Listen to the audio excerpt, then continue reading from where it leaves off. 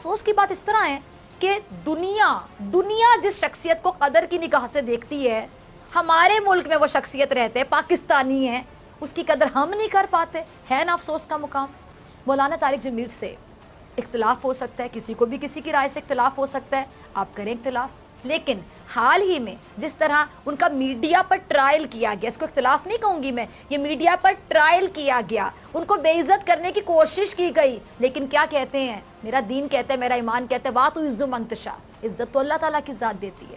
ان کو معافی مانگنے پر مجبور کیا گیا کچھ لوگوں کی جانب سے، اور انہوں نے مانگ کر اپنا قد بڑھا لیا، معافی مانگ کر اپنا قد بڑھا لیا. لیکن جنہوں نے مجبور کیا، جس طرح ٹرائل کیا، وہ بہت شرمناک ہے. میں کھلے الفاظ میں کہتی ہوں، ڈرتی نہیں ہوں کسی سے. ایک جانب جہاں مولانا طارق جمیل کی بات پر چند صحافی ناراض ہوئے ہیں، وہیں ان کے بیان کو کچھ فیمنسٹ نے بھی شدید تنقید کا نشانہ بنایا. کیوں ہم ایک ایسی شخصیت کو سیاست کی نظر کر رہے ہیں؟ یہ معاشرہ آخر کہاں جا رہا ہے، کس سمت میں جا رہا ہے، کیسا معاشرہ ہے؟ کیوں مولانا طارق جمیل کے بیان پر چند صحافی اور کچھ لوگ آگ بگولا ہو رہے ہیں؟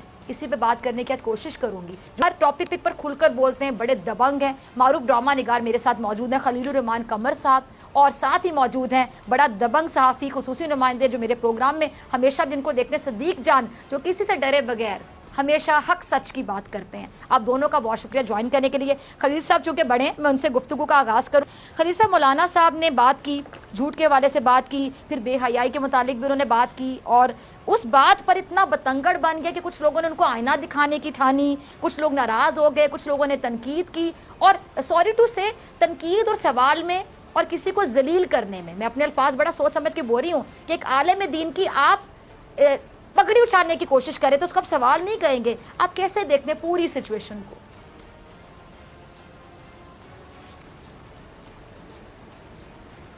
السلام علیکم ایوری بڈی. میرے لسنرز کو میرا سلام. صدیق جان صاحب آپ کو بہت سلام، اور ڈاکٹر فضا آپ کو بھی بہت سلام. جس طرح ملک میں بہت سارے دوسرے لوگ بہت دکھی ہیں، اسی طرح ڈاکٹر فضا میں بھی بہت دکھی ہوں. علماء دین میں جو چند نامور لوگ ہیں، ان میں مولانا طارق جمیل صاحب ایک ہیرو کی حیثیت رکھتے ہیں. میں دکھی اس لیے ہوں کہ مولانا صاحب نے کچھ حقائق کی بات کی اور پھر اس پر معذرت کر دی.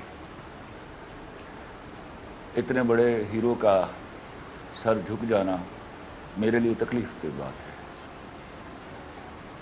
مجھے افسوس اس بات کا جہاں اس بات کا افسوس ہے، وہاں میں کل سے اس بات کے محرکات کو ڈھونڈنے کی کوشش کر رہا ہوں کہ اتنا بڑا اور امپارشل آدمی، ایسا اعلیٰ عالم دین، وہ کیوں اس نے فیصلہ کر لیا؟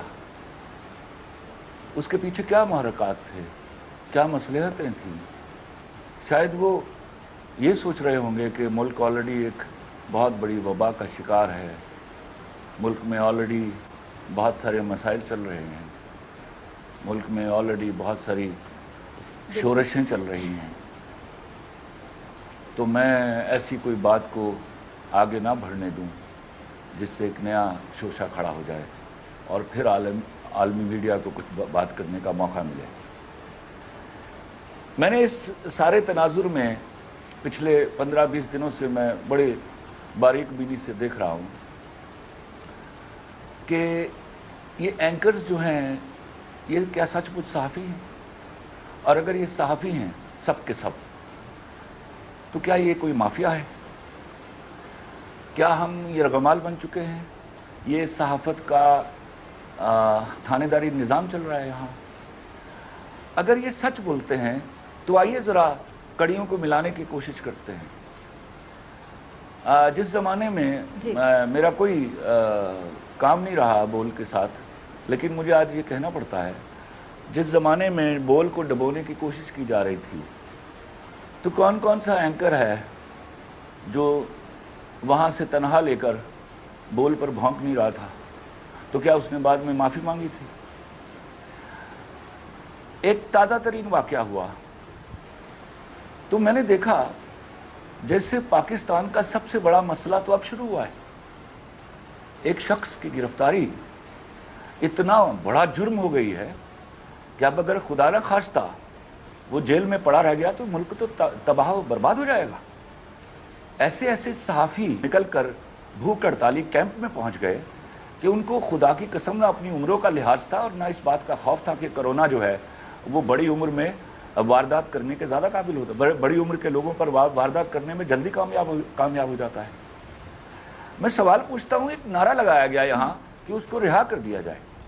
अरे भाई, हम सब दुआ गो हैं, दुश्मन भी अगर वो बेगुनाह है तो अल्लाह उसको बाइज्जत रिहाई दे। लेकिन सवाल ये है कि आप ये डिमांड क्यों नहीं कर रहे कि उसके साथ इंसाफ किया जाए? क्या आपकी जेलों में पड़े हुए सब लोग गुनहगार हैं? क्या वो बेगुनाह नहीं है? क्या उनकी बेगुनाही के लिए कोई सहाफ़ी बाहर निकला है? ये कौन आदमी है जिसके लिए एक पूरी पलटन मुंह पर मास्क चढ़ाकर भूख हड़ताली कैंप में निकल आई है और वो डिमांड क्या कर रहे हैं कि इनको रिहा कर दिया जाए? रिहा क्यों कर दिया जाए भाई? उनके साथ इंसाफ क्यों ना किया जाए? उनको क्या पाकिस्तान से बाहर किसी दूसरे मुल्क की किसी इंडियन पुलिस ने गिरफ्तार किया है? किसी इंडियन नैब ने उनके खिलाफ कोई कार्रवाई की है? तो अगर वो झूठे, वो मक्कार और वो गलत गिरफ्तारियां करते हैं तो बहुत पहले आपको निकल आना चाहिए था बिलों में ऐसे निज़ाम के खिलाफ। फिर मैं आपसे सवाल पूछता हूं जी, मुझे बताइए, जो सच बोलने वाले हैं, जिनको बड़ा घमंड है कि ये सच बोलते हैं और इन्होंने अपना झूठ बोल बोल के इस मुल्क की जड़ों को जिस तरह खोखला किया और हमें जिस तरह जलील किया है मुसलसल, ये गवर्नमेंट बनती है तो अगले 4 महीनों बाद बताना शुरू करते हैं कि गवर्नमेंट गिरने वाली है, तावक्त के वो गवर्नमेंट 5 साल पूरे नहीं कर लेती। कि आप तो वो तनख्वाहदार भौंकने वाले हैं जिनको तनख्वाह के वजाने में किसी पर भी भौंकने के लिए छोड़ दिया जाता है। हाँ, एक मासूमाना उस जज्बात में हो सकता है कि वो सबके बारे में ना कहना चाहते हों। उन्होंने शायद, मैं उनको ये भी नहीं कह सकता वो गलती करते हैं, वो इतने बड़े आलिम दीन हैं, लेकिन शायद कहीं एक चूक हो गई कि उन्होंने सब एंकर्स को बुरा कहा, सब सहाफ़ियों को बुरा कहा। वो भी गलती थी और सबसे माफ़ी मांग लेना भी गलती थी। ये मेरा कहना है। अल्लाह ताला, वो पता नहीं, मैं ज़ाती तौर पर जो समझता हूँ कि he must be pretty sure when he was talking, वो किसी मसलहत का शिकार हुए हैं। शायद इस मुल्क के लिए, इस मुल्क के बिगड़े हुए हालात के लिए उन्होंने शायद ये अपना बयान वापस लिया। अब आते हैं तीसरे वाक़े के ऊपर। एक वाक़या हुआ मेरा और मारवी सरमद के दरमियान। आनन फानन एक लेटर इशू हुआ कि खलीलुर रहमान कमर का, जो बड़ी मिन्नतों के साथ किया गया था कॉन्ट्रैक्ट, मेरे दोस्तों अब्दुल्ला कादवानी और असद कुरैशी की वजह से, उसको सस्पेंड कर दिया है। उसकी शाम मैंने इतने बोने, दिमागी तौर पर और जिस्मानी तौर पर बोने एंकर्स देखे उस चैनल पर जो मेरे बारे में बकवास कर रहे थे। अरे तुम तनख्वाह लेते हो ये ईमान बेचने की? तुम बिल्कुल नहीं जानते हो कि तुम किसके बारे में क्या बात कर रहे हो। आप ये कहिए, आप ये कह दीजिए कि मुझे, हमें खलीलुर रहमान कमर की आइडियालॉजी से इख्तलाफ है, उनकी आर्गूमेंट से इख्तलाफ है, पर जिस किस्म के जुमले मेरे बारे में कहे गए, चलिए मैं तो एक कम तरीन आदमी हूँ। खुदा का खौफ कीजिए कि आप ऐसी नाम नहाद सहाफ़त के सामने एक आलिम दीन को झुकने पर मजबूर कर रहे हैं। आप पर इससे भी बड़ी तबाही नाजिल होगी, याद रखिएगा। I am done for this matter. ठीक, फिजा, ठीक है जी। खलील साहब, आपका पॉइंट आ गया, ठीक है। मैं आपकी तरफ दोबारा आती हूँ, मैं आपको इंटरप्ट नहीं करना चाह रही थी। सदीक, अब आपकी तरफ आती हूँ। खलील साहब की गुफ्तगू भी आपने सुनी सदीक, और आप इस्लामाबाद में बैठे हैं जहाँ पे ज़्यादातर सहाफ़ी होते हैं और वहाँ पे डिस्कशंस भी होती हैं, गेट टुगेदर्स भी होते हैं, बड़ी गैदरिंग्स भी होती हैं। और मैं आज ज़रा नाज़रीन को बताऊँ कि मैं बिल्कुल सोशल नहीं हूँ, मैं ऑफिस से घर और घर से ऑफिस, और ज़्यादातर हमारे यहाँ रिवाज है कि मर्द हजरात ज़्यादा गेट टुगेदर, मतलब गैदरिंग्स में जाते हैं, गेट टुगेदर्स करते हैं। तो मैं अक्सर सदीक से पूछती रहती हूँ, सदीक क्या चल रहा है, इस खबर पर तमाम लोगों का क्या कहना है, तमाम का क्या कहना है। अब इस इशू पर मुझे पता है कि ज़बान ज़द आम है सदीक, आपका उठना बैठना हर तरह के सहाफ़ियों के साथ है। इस इशू पर तमाम सहाफ़ियों की ज़्यादातर राय क्या है, और जिस तरह का बिहेवियर सो कॉल्ड सीनियर सोडो इंटेलेक्चुअल में कहूंगी उनकी जानिब से किया गया, उस पर आप बतौर सहाफ़ी क्या कहते हैं? دیکھیں بات یہ ہے کہ یہ 8-10 لوگ جو ہیں نا جو جن کا ایجنڈا ہوتا ہے، جن سے ویسے ہی جن کی منافقت ایک کے بعد ایک کر کے بے نقاب ہو چکی ہے اور لوگ ان کے چہرے اچھی طرح جانتے ہیں، بدقسمتی سے انہی کو پورا میڈیا قرار دے دیا جاتا ہے. ورنہ یہ 8-10 لوگوں کے علاوہ رپورٹرز ہیں یا چینلز میں کام کرنے والے باقی لوگ ہیں، وہ تو سنسیریٹی کے ساتھ اپنا کام کر رہے ہوتے ہیں. جہاں تک ان 8-10 لوگوں کی بات ہے جنہوں نے لمبی لمبی زبانیں نکال کے اور ان کے اوپر چڑھ دوڑے طارق جمیل صاحب کے اوپر، تو وہ آصف محمود صاحب ہیں، انہوں نے بڑا اچھا لکھا ہوا تھا کہ یہ جو گز بھر زبانیں ہیں نا تمہاری، جو لوگ بکواس کر رہے ہیں طارق جمیل صاحب پہ، اس گز بھر زبان کے 2 انچ نیچے تمہارے گریبان ہیں. اپنے گریبان میں جھانک کے دیکھ لو کہ میڈیا یعنی تم لوگ سچ بولتے ہو یا جھوٹ بولتے ہو. پھر مجھے حیرت اس بات پہ ہوتی ہے ڈاکٹر صاحبہ کہ میں نے دیکھا کہ 3-4 چینلز نے طارق جمیل صاحب کو کاؤنٹر کرنے کے لیے کس کو بٹھایا ہوا تھا؟ مولانا طاہر اشرفی کو. اب اگر طاہر اشرفی صاحب یہ درست کہہ رہے ہیں کہ میڈیا سچ بولتا ہے، تو پھر یہ وہی میڈیا ہے جس نے طاہر اشرفی صاحب کے بارے میں کہا کہ وہ شراب کے نشے میں دودھ پکڑے گئے، الٹیاں کر رہے تھے اور ان کے کپڑے خراب ہو چکے تھے. میڈیا اسی طاہر اشرفی کے بارے میں کہہ چکا ہے کہ وہ منی لانڈرنگ کرتے تھے، وہ دہشت گردوں کے ساتھی ہیں. اگر میڈیا سچا ہے تو پھر طاہر اشرفی صاحب کے اوپر وہ جو میڈیا نے خبر دی تھی کہ وہ شرابی ہیں، شراب کے نشے کے دھت میں پکڑے گئے، الٹیاں کر رہے تھے، وہ بات ٹھیک ہے. اور اگر میڈیا جھوٹا ہے تو پھر طاہر اشرفی جھوٹا ہے کہ جو طارق جمیل صاحب کو غلط کہہ رہا ہے. مسئلہ یہ ہے کہ اب آپ اندازہ لگائیں کہ ہمارے کچھ اینکرز کو طارق جمیل صاحب کو کاؤنٹر کرنے کے لیے طاہر اشرفی کی ضرورت پڑ گئی. آپ انحطاط اور زوال دیکھیے اور بدقسمتی دیکھیے. اور یہ سب سے زیادہ تکلیف ہوئی حامد میر صاحب کو. ظاہر ہے سچ کڑوا ہوتا ہے، ان کو سب سے زیادہ تکلیف ہوئی. میں ان کی ابھی ظاہر ہے یہ پورا پروگرام بھی کم پڑ جائے گا. 25 سے 30 آپ کو فنگر ٹپس کے اوپر خبریں ان کی میں آپ کو گنوا سکتا ہوں جو جھوٹی خبریں ہیں. اتنے جھوٹ وہ بولتے ہیں. سب سے زیادہ جو جھوٹ جن کے سوشل میڈیا پہ لوگوں میں جو سب سے زیادہ اس وقت لوگوں کو پتا ہے کہ انہوں نے یہ جھوٹ بولے ہیں، وہ حامد میر صاحب ہیں. سب سے زیادہ تکلیف ان کو ہو رہی تھی اور وہ کہہ رہے ہیں میں انڈورس کرتا ہوں جی طاہر اشرفی صاحب کو. اچھا صدیق، میں آپ کی بات میں ایک بات ایڈ کرنا چاہوں گی، پھر آپ اپنی گفتگو کو کنٹینیو کیجئے گا.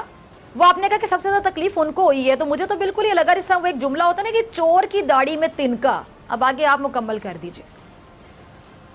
جی بالکل آپ نے درست کہا، چور کی داڑھی کی تنکا. میرا یہ خیال ہے کہ میں نے جو اپنا پوائنٹ آف ویو دینا تھا وہ دیا ہے. میرا خیال ہے ہمیں اس موقع کا فائدہ اٹھانا چاہیے کہ خلیل الرحمان قمر صاحب ہمارے ساتھ ہیں، تو ان سے زیادہ بات کرنی چاہیے تاکہ لوگ زیادہ ان کو سننا چاہتے ہیں. بالکل ٹھیک ہے، قمر صاحب کی طرف میں آتی ہوں. ٹھیک ہے، بڑی اچھی بات کی آپ نے صدیق، بہت اچھی بات کی. دیکھیں ایسے صحافی بھی ہیں کہ جو بڑوں کو ریگارڈ دینا جانتے ہیں اور آپ عالم دین کا مذاق اڑا رہے، تمسخر کا نشانہ بنا رہے، اور اس کے بعد آپ سمجھ رہے کہ بہت بڑی اچیومنٹ ہو گئی. شرم آنی چاہیے ایسے لوگوں کو. خلیل صاحب آپ کی طرف آنا چاہتی ہوں. اب یہ جو واقعی اینکرز جو معافی کا مطالبہ کر رہے تھے، کیا انہوں نے کبھی زندگی میں جھوٹ نہیں بولا ہوگا؟ کیا انہوں نے زندگی میں کبھی غلطی نہیں کی ہوگی؟ اور ساتھ ہی میں ایڈ کرنا چاہوں گی، آپ نے کہا کہ ان کو معافی شاید نہیں مانگنی چاہیے تھی. مجھے لگتا ہے کہ اس بندے نے معافی مانگ کے اپنا قد بڑھا لیا. پوچھیں کیسے؟ جو ضدی بندہ ہوگا اور وہ غلطی بھی کرے گا، اپنی غلطی بھی نہیں مانے گا، وہ کہے گا میں نے غلط نہیں کیا. لیکن چلے انہوں نے معافی مانگی، جو بھی ان کے ذہن میں تھا، جو بھی سوچ کر مانگی، مجھے لگتا ہے انہوں نے اپنا قد بڑھا لیا. کیا یہ لوگ معافی مانگیں گے جو ان سے سوال پوچھ رہے تھے؟ کبھی معافی مانگیں گے؟ انہوں نے کیا کبھی زندگی میں غلطیاں نہیں کی؟ میرا جو ذاتی خیال ہے ڈاکٹر فضا، میرا جو ذاتی خیال ہے وہ آدمی بڑا اس لیے ہو گیا ہے کہ اس نے شاید ملکی حالات کو سامنے رکھا، ورنہ انہوں نے جو بات کہی تھی کیا اس بات میں کی آپ کہیں نے؟ جھوٹ اور غلطی کہاں تھی؟ بالکل وہ بالکل سچ کہہ رہے تھے. جس قدر جھوٹ بولا جاتا ہے ان چینلز کے اوپر، یہ خدا کی قسم جھوٹ کی کمائی کھاتے ہیں. اور ہم صبح سے لے کر شام تک یہ جو چند نام نہاد لمبی زبان والے اینکرز کا ٹولہ ہے، ان کی جو ہم بدماشیاں دیکھتے ہیں اور جس طرح یہ تھانے داری نظام کو چلا رہے ہیں، مجھے یوں لگتا ہے خدا نہ خواستہ ہم ان کے ہاتھوں یرغمال ہیں اور ہماری روٹی پانی کے ذمہ دار یہ ہیں. خدا کے واسطے ان لوگوں کو بہت جلدی ان کا محاسبہ کرنا ہوگا، ان سے پوچھ تاچھ کرنی ہوگی. ان کے یکا یکی بننے والے اتنے اثاثوں کو کی چھان بین کرنا ہوگی. ہم کہیں بہت بڑی حماقت کر رہے ہیں. شاید اس کی وجہ یہ ہو کہ ہمارے سیاستدانوں میں اتنی خرابیاں ہیں کہ وہ کسی کا محاسبہ کیا کریں گے، کسی کی پوچھ تاچھ کیا کریں گے. انہوں نے خود تو لفافے دے کر پالا ان کو. میں تو سوچتا ہوں کہ میں اور میرا دوست بڑا دبنگ صحافی ہے صدیق جان، میرا دل کرتا ہے کہ میں دعا کروں کہ یا اللہ لفافے لینے والے سب صحافی کتے کی موت مر جائیں. تو میں سوچتا ہوں بچیں گے کتنے. اور پھر شاید ایسی دعا، اگر خدا نخواستہ میں کبھی کسی کو بد دعا نہیں دیتا، ایسی بد دعا قبول ہو گئی تو ہمارے پاس جو باقی تعداد بچے گی ہم ان کا کیا کریں گے؟ یہ میرے ملک کی بچے کے بدقسمتی کتنے؟ ہے آپ کا جملہ کہ بڑا وہ لوگ گہرا ہے، جن کو ہم ایک ستون کی طرح، ایک ستون کا ایک پلیز ہم ایسے اس صحافت کو انہی پچھلے چند سالوں میں ہم نے ہماری ملک کی طاقت کا ایک بہت بڑا ستون سمجھ لیا. خدا کی قسم کھا کے کہتا ہوں یہی وہ حماقت ہے جو ہم نے کر دی. اس حماقت کی بنا پر اگر ایسا کرنا تھا تو صحافیوں کو خدا کے واسطے پہلے ان کا کوئی ٹریننگ پروگرام شروع کرتے، پتہ تو چلتا کہ ان میں سچ بولنے کی طاقت اور گردہ ہے. ارے خدا کے واسطے ان کو تو صرف اس بات پر جج کیا جا سکتا ہے کہ یہ ایک دوسرے چینل کے پروگرام کو اچھا نہیں کہہ سکتے. یہ تو ایک دوسرے چینل کے مالک کے بارے میں اچھی بات نہیں کر سکتے. اور خلیل صاحب ذرا سنیے گا، پھر آپ کا میں کامنٹ چاہوں گی. میں نے سن رکھا تھا، بلکہ مطلب بڑا یہ آپ کو پتہ ہے کہ یہ بڑا آپ سمجھ لیں کہ جی خلیل صاحب یہاں پہ زیادہ تر آپ کو بھی پتہ ہے کہ بات کی جاتی ہے کہ جی عورتوں میں حسد ہوتا ہے، مردوں میں نہیں ہوتا. عورتوں میں زیادہ حسد ہوتی ہے. ویسے اللہ کا شکر ہے میں کسی سے حسد نہیں کرتی. مجھے کوئی خوبصورت خاتون لگتی ہے اس کی تعریف کرتی ہوں، کوئی اچھا کام کرتی اپریشیٹ کرتی ہوں، کیونکہ میں اپنے آپ میں بہت مکمل ہوں، میں اپنے آپ سے بہت خوش ہوں، میں بہت کانفیڈنٹ ہوں، اس لیے میں کسی سے حسد نہیں کرتی. خلیل صاحب ایسے صحافی میں نے دیکھے ہیں جو بہت بڑے صحافی ہیں، وہ عورتوں سے حسد کرتے ہیں. ایسے مردوں کے بارے میں کیا کہیں گے آپ؟